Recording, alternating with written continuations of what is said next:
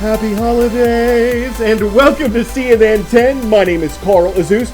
This is our last week on the air in 2020. After this Friday's show, we will be off for Christmas and New Year's, and we'll see you again on January 4th.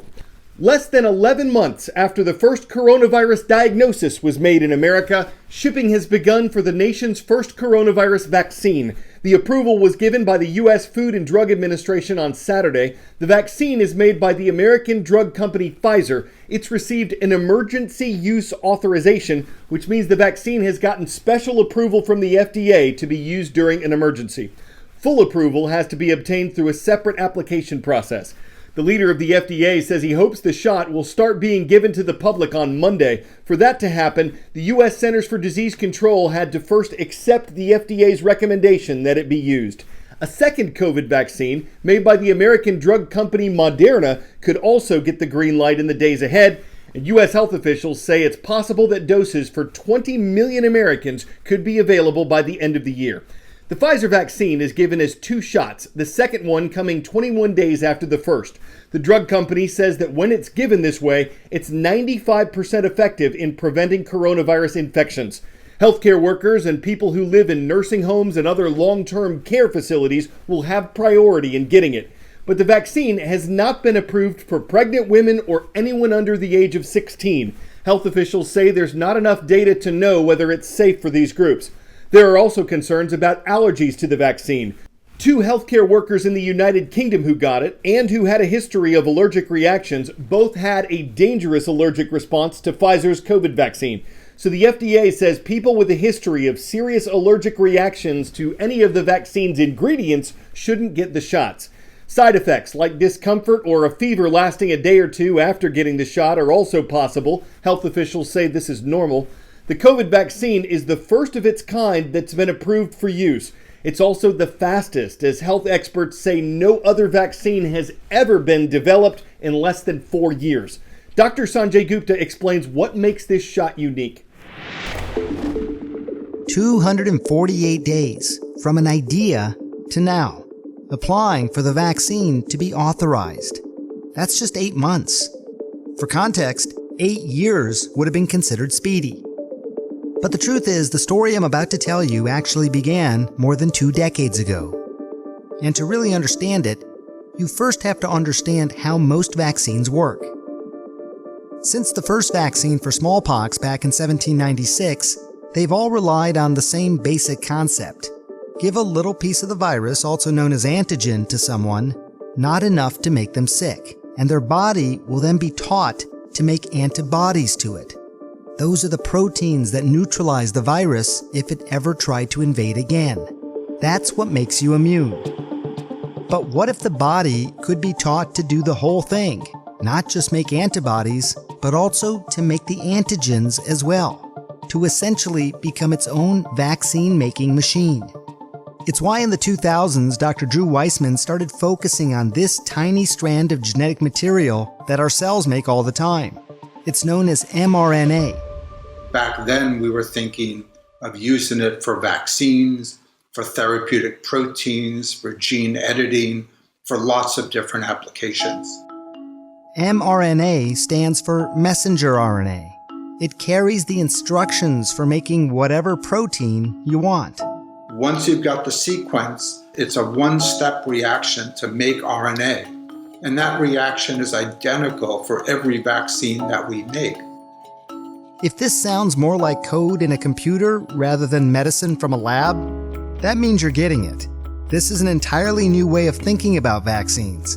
It's also the basic technology behind Pfizer and Moderna's COVID-19 vaccines.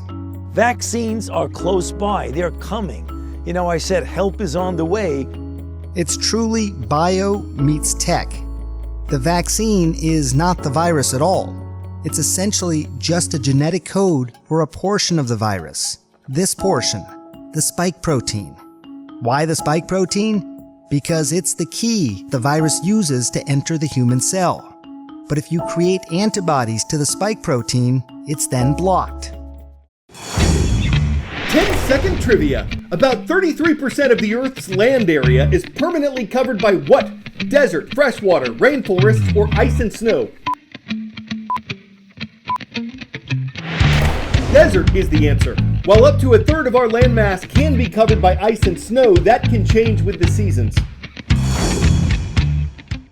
Desertification occurs when fertile farmland turns into desert. This can happen when forests are cut down, drought settles in, or farmland is managed badly. There's a material called liquid nanoclay that aims to reverse desertification, turning wasteland into fertile soil. One downside, according to some environmentalists, is that most farmers simply can't afford it. Covering the average-sized farm in America, which is about 444 acres, would cost anywhere between $3.5 and $9 million. But the soil is more fertile in many parts of the states than it is in the desert of the United Arab Emirates.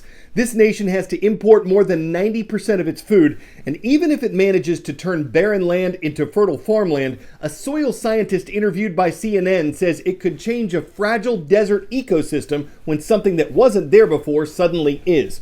But if this technology is funded and managed effectively... Every year, nearly 30 million acres of fertile soil degrades into unusable desert land, a process known as desertification. But what if you could turn that desert land back into fertile soil in a matter of hours? Norwegian startup Desert Control claims it can do just that. So what's the real invention here for Desert Control? Basically, what we have invented is a way to turn clay into a liquid nearly as thin as water. Mixing clay into soil has long been used to restore dry farmland, but the process can take 7 to 15 years to complete. By turning clay into liquid, the process is dramatically shortened. The company simply sprays what they call liquid nanoclay onto dry land. It seeps below the surface and begins working in just 7 hours. It will just stick to every sand grain that exists throughout that soil and then form this structure that enables this soil to retain water and nutrients just like a sponge. In early trials run by a nonprofit in Dubai, grain, zucchini, and watermelon needed 50% less water to grow. Some plants even thrived. We had zucchini increases of yield up to 62%, really impressive results.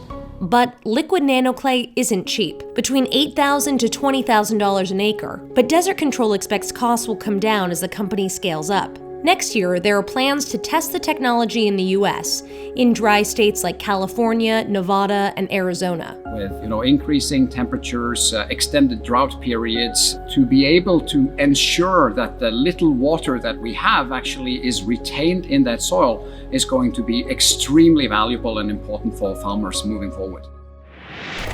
Okay, here's an interesting idea. Take the weight of every living thing on Earth and compare it to the weight of everything people have made. Buildings, roads, plastic. What weighs more? A new analysis recently published in the scientific journal Nature estimates that the stuff people have made may now be heavier than the stuff that's here naturally. Both weights are estimated to be somewhere around 1.1 trillion tons.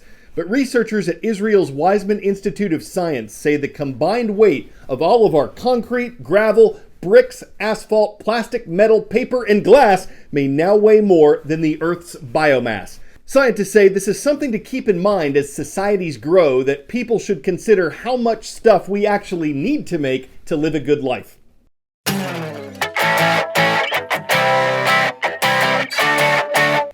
In the North Atlantic Ocean, between Iceland and Norway, a pretty amazing traffic circle is about to open up in the Faroe Islands. And it's not just amazing because it's pretty. It's located more than 600 feet beneath the ocean's surface. It's made out of natural rock and illuminated by blue, green, and yellow lights. And it'll help people get around the 17 inhabited islands there. It's part of a tunnel network whose estimated cost is around $170 million. But many residents are glad they got roundabout to building it, because now that the project's come full circle, it's making people want to both stop and go for a drive and an undersea adventure, keeping their eyes transfixed on both the road and a head-spinning, car-spinning, tire-spinning intersection of land and sea. I'm Carl Azus for CNN 10. We want to make a stop today in Dresden, Tennessee. Dresden High School, you guys are fantastic. It's great to have you watching on YouTube. We hope everyone circles back for tomorrow's show.